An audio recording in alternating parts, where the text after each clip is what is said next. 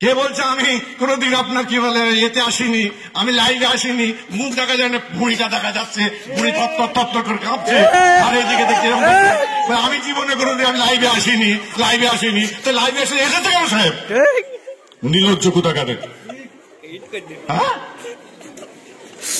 ভুঁড়ি লড়ছে, ভুঁড়ি দেখাচ্ছে, কিছু বললেই তো বলবে যে ওনারা শাহিন সিদ্দিকীকে মনে পয়সা খাইয়ে দিয়েছে। বাপের বেটা শুনে এখানে ওয়ান ক্যামেরা বলে গেছি, আমি পয়সা ঘর নই।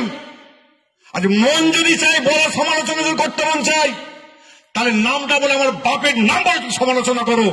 তোমাকে কি করে সাহায্য করতে হয় সেটা আমি শাহিন সিদ্দিকী আমার জানা আছে।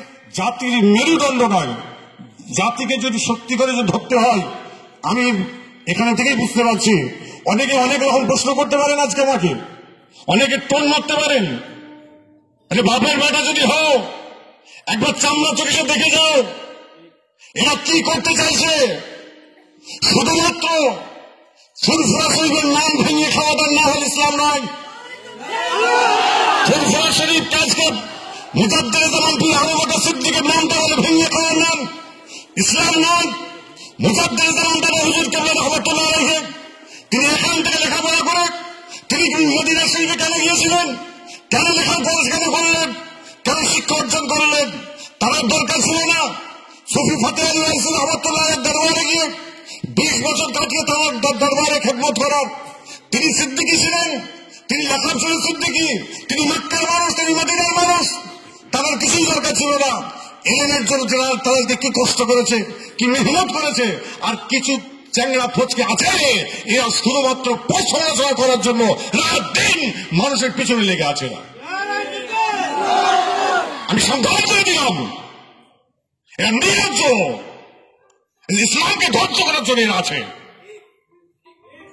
আজকে আমরা আপনার কি বলে কেন্দ্র সরকারকে নিয়ে আমরা ওয়াকাফের বিল আমরা হই হই করছি, আর ভিতরে আমাদের ওয়াকাফ ভিতরে ঢুকে বসে আছে। ওই ওয়াকাফের যারা ওয়াকাফ নিয়ে যারা বসে আছে তাদের ভিতর থেকে ওয়াকাফ গুলো বার করে দেখি। আজকে সেই আদর্শ, সেই ভালোবাসা, সেই মানবতা আজকে আমাদের রাখতে হবে। বিশেষ করে আজকে বলবো, যে সকল মা বোনের এখানে বসে আছো, কচি কাছে মা বোনের লেখাপড়া করছো, আম্মাজান মা খাদিজাতুল কুবরা রাদিয়াল্লাহু তাআলা আনহার নামে মাদ্রাসা, তাই তো নাকি? আম্মাজান মা খাদিজাতুল কুবরাকে আপনি অনুসরণ করো, আম্মাজান মা আয়েশাকে অনুসরণ করো, আম্মাজান মা ফাতেমাতুজ জোহরাকে অনুসরণ করো। তাহলেই তোমরা আজকে একটা ভালো জায়গায় যেতে পারবে। পৃথিবী এখন অনেকটা আপডেট। আমরা যে লেখাপড়া করেছি, আমাদের সময় এইসব কিছুই ছিল না, এত মিডিয়া ছিল না, এত কিছুই ছিল না। তোমাদের সময় মিডিয়া এসেছে, সামনে আপনার কি বল কম্পিউটার এসছে, সব এসছে। সর্বদিক থেকে তোমাদের শিক্ষা অর্জন করে এই খাদিজাতুল কুবরা মাদ্রাসার নাম নয়, সারা পশ্চিম বাংলার নাম নয়, সারা পৃথিবীর বুকে যেন একটাই আওয়াজ উঠে যায়, খাদিজাতুল কুবরা বলে একটা মাদ্রাসা ছিল, সেখান থেকে এই মেয়েগুলো লেখাপড়া করে এসেছে। সে আদর্শবান হতে হবে। বিশেষ করে যারা গার্জেন পক্ষ আছেন, যারা গার্জেন পক্ষ মায়েরা আছেন, মেয়ে এখান থেকে যাওয়ার পরে অবশ্যই এখানে থাকলে একটা ট্রিটমেন্টের মধ্যে থাকে, ঘরে যাওয়ার পরে একটুখানি আপনার কি বলে এলোমেলো হয়, কিন্তু মায়েদের ঘরে বলে, মা তোমরা আপনাদের বাচ্চা মেয়েগুলোকে যেভাবে এখান থেকে রেজুলেশন পাবেন, যেভাবে আলোচনা শুনে যাবেন, সেইভাবে এগুলোকে মানুষ করুন। কারণ যদি না মানুষ করতে পারেন, এর মাস্টাররা টিচাররা 50% কাজ করে দেবে, আর 50% কাজ করবে মা আর বাবা। বাপ করবে, মা করবে। তারই জন্য মেয়েদের বলবো, তোমাদের আল্লাহ পাক বিবেক দিয়েছে, বুদ্ধি দিয়েছে, যতটুকু পারছো শিক্ষা অর্জন করে নাও। এইরকম এত সুন্দর পরিবেশ সারা পশ্চিম বাংলায় কোন জায়গায় আছে আমার কিন্তু জানা নেই, আমার জানা নেই। এত আদর্শবান। এখন কিছু বললেই তো বলবে যে ওনারা শাহিন সিদ্দিকীকে মনে পয়সা খাইয়ে দিয়েছে। বাপের বেটা শুনে এখানে ওয়ান ক্যামেরা বলে গেছি, আমি পয়সা ঘর নই। আজ মন যদি চাই বড় সমালোচনা যদি করতে মন চাই, তাহলে নামটা বলে আমার বাপের নাম বলে সমালোচনা করো। তোমাকে কি করে সাহায্য করতে হয় সেটা আমি শাহিন সিদ্দিকী আমার জানা আছে। কিছু নির্লজ্জ আছে আজকে এই তালাহাল বদরু আলাইনা বলে আজকে এখনই দিচ্ছিল, এখনই আমাকে এখনই আপনাকে কমেন্ট করবে আল্লাহ নবী যখন তখন এরকম করে আসছিল, এই নবী পার হয়ে যাচ্ছে নওজুবিল্লাহ। এই আইটা আমরা স্বীকার করি না, এটা আমরা স্বীকার করি। আসল কথা হলে এলেম তো নাই এদের, এটা তো এলেম তো পাখির মতো এলেম। এলেমের গভীরতা নিয়ে এসো, হাদিসের গভীরতা নিয়ে এসো, সারে বেকায়া কিতাবটা খোলো, মাকামাতে হারিরি কিতাবটা খোলো, পড়ো।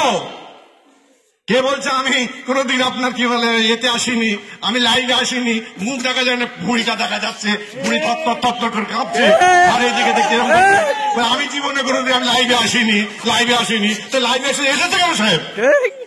নির্লজ্জ কোথাকারে, হ্যাঁ? ঘুড়ি লড়ছে, ঘুড়ি দেখাচ্ছে, খালি বলছে সাইফুদ্দিন হুজুর, আর ওইদিকে আপনার কি বলে কালিমুল্লাহ হুজুর, বল্লা বেটা আবুল ফারা হুজুর, দারুল উলুম দেওবন্দের ছাত্র ছিল, মৌলানা জাকারিয়া সাহেবের ছাত্র আমার বাপ। অতটা বড় আধবু নয়, মৌলানা জাকারিয়া সাহেবের কথা কিছু কথাবার্তা আমার ভিতরে ঢুকিয়ে রেখেছে আমার বাপ, আদর্শ আমার জানা আছে। কি আমি যদি না করি বলে উঠবে উনি না ফুরফুরা থেকে বার হয়ে গেছে, আমাকে বার করে দিন, আমাকে ফুরফুরা থেকে বার করে দিন।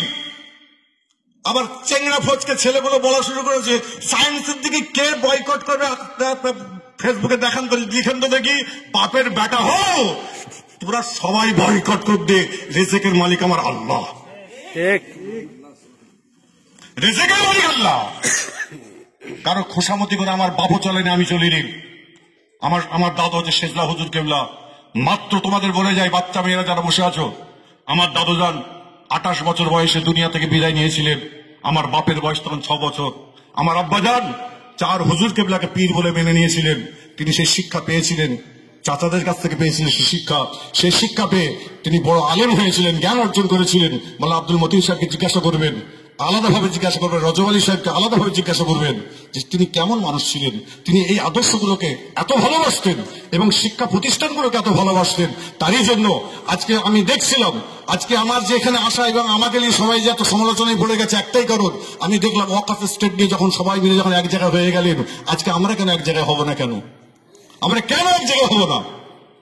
আমরা এক জায়গায় হয়েছি, আপনাদের কারো কষ্ট হচ্ছে? বাইরের ভাইদের কারো কষ্ট হচ্ছে? আমি এসেছি বলে মনে ব্যথা লাগছে নাকি কারো? হ্যাঁ, কারো সমালোচনা শুরু হয়ে গেছে নাকি? সমালোচনা করে লাভ নেই বাপ।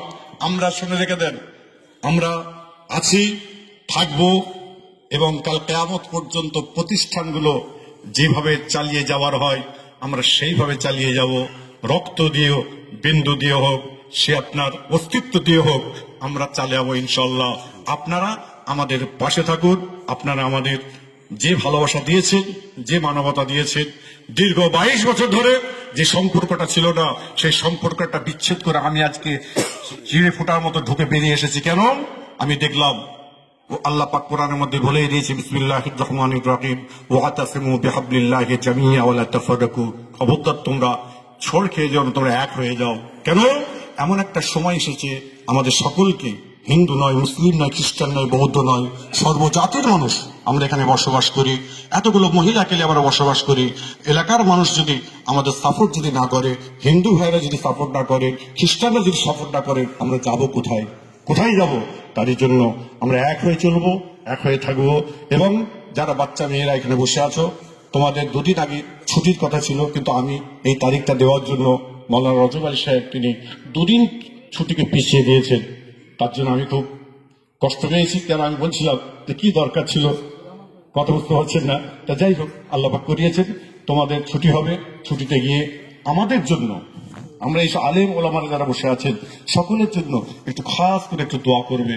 তোমাদের দোয়া আল্লাহ কবুল করবেন, এতিমদের দোয়া আল্লাহ কবুল করবেন। আল্লাহ পাক যেন আমাদের সকলকে সুস্থ রাখেন, ভালো রাখেন এবং এই মাদ্রাসা এবং এই সংগঠনকে আল্লাহ পাক আরো আগিয়ে যেন যাওয়ার তৌফিকটুকু দান করে দেয়। সবাই উচ্চ আওয়াজে বলুন আলহামদুলিল্লাহ। এই বলে আমার সংক্ষিপ্ত বক্তব্য আমি এখানে শেষ করছি। ওমা আলাইনা ইল্লা বালাগ। আসসালামু আলাইকুম।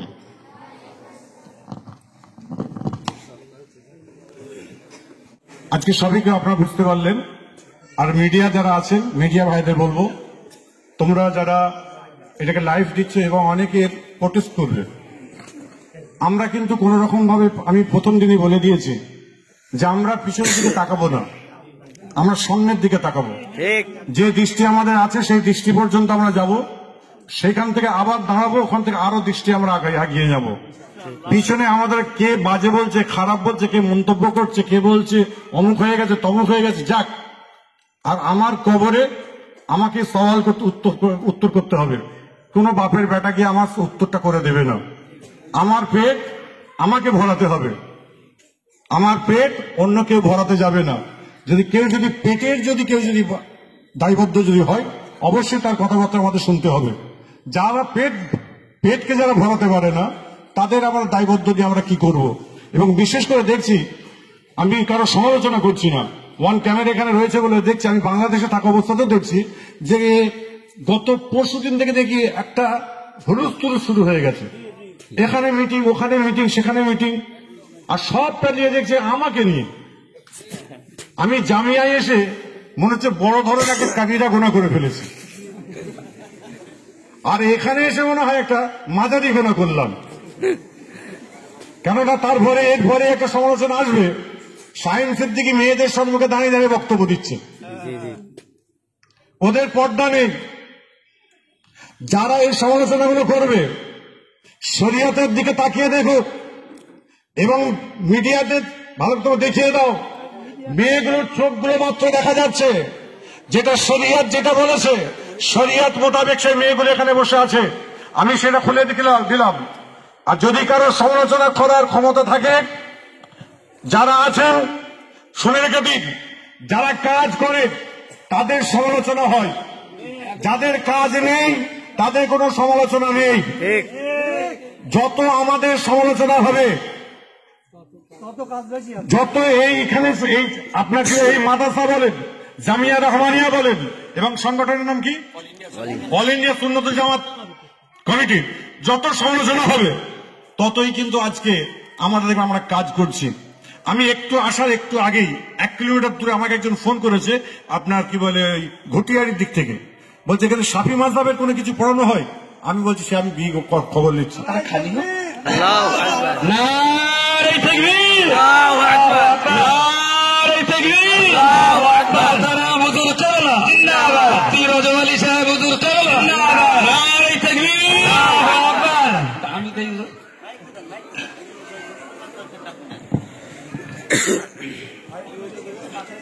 ভাই, অনেকে অনেক রকম ভাবে সমালোচনা করছিলেন। সমালোচনা আজকে কোন জায়গায় গেল দেখুন। আমি অনেক খারাপ, আমি কি না কি, অন্তরে জামিন কি আল্লাহ, ঠিক কিনা? ঠিক। আজকে মাওলানা রজব আলী সাহেবের উপর আমার কোন রকম কোন দুঃখ, ব্যথা, কষ্ট, বেদনা কোনদিন ছিল না, আজও নেই। এবং আমার মতিন ভাইয়ের সঙ্গে আমার সঙ্গে দেখেন কথাবার্তা না হোক, আমি আজ পর্যন্ত কোনোদিন কারণ সমালোচনা আমি করতাম না, কারণ আমি জানি এরা কাজ করে। এবং যেভাবে রজব আলী ভাই আমার এখানে কাজ বিভাগ করছেন, আমার সঙ্গে উনি ফোনে আলাপ করে আমার যত রকম ভাবে সাহায্য সহানুভূতি লাগবে আমি অবশ্যই এই মাদ্রাসার জন্য আমি করে যাবো ইনশাআল্লাহ। আপনি আমার মাথায় কিছু পড়িয়ে দেবেন নাকি?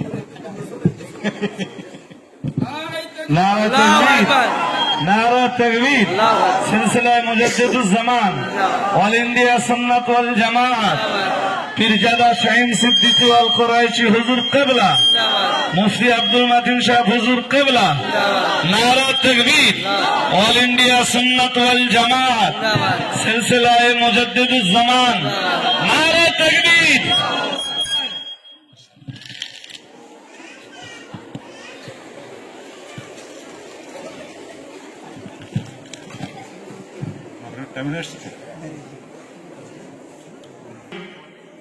পশ্চিমবাংলার সর্বপ্রথম হজ ও ওমরা service centre Al Amin tour and travels প্রায় 3 যুগ ধরে আপনাদের সেবায় নিয়োজিত। স্বল্প খরচে সুন্দর পরিষেবায় ওমরা জিয়ারতের জন্য আজই যোগাযোগ করুন।